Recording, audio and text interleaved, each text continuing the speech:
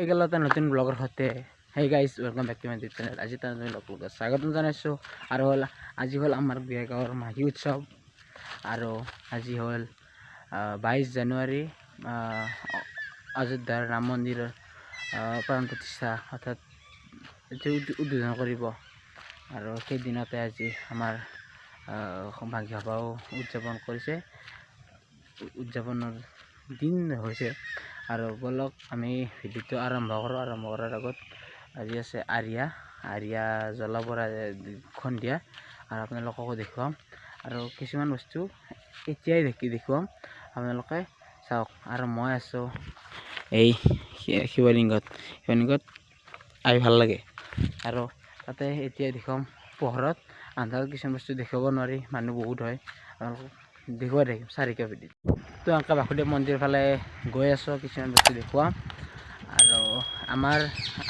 আৰু এই অঞ্চলত বালিসত্ৰত সভা হয়, সভাখন তাতেও ডাঙৰ হয়, আৰু সেইখন প্ৰায় ডাঙৰ হয়। আৰু এই আমাৰ বিয়াঘৰখন অলপ সৰু হয়। আজি দেখুৱাম দিয়কচোন, আপোনালোকে পুৰা ভিডিঅ'টো শেষ হ'ব।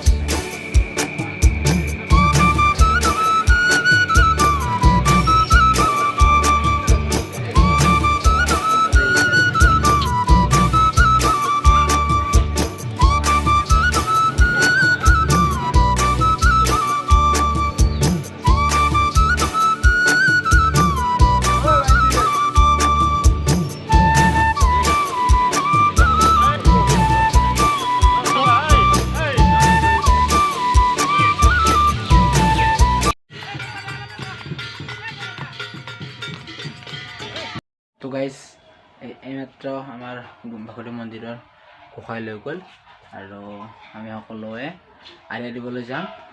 আপোনাক সকলোকে লগ পাম, আৰু তাতে সকলো বস্তু দেখুৱাম।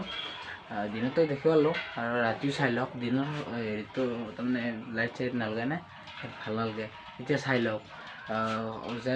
গৈ আছোঁ, আমি সকলোৱে দিম আৰিয়া গৈ মন্দিৰত লগ পাই আছোঁ।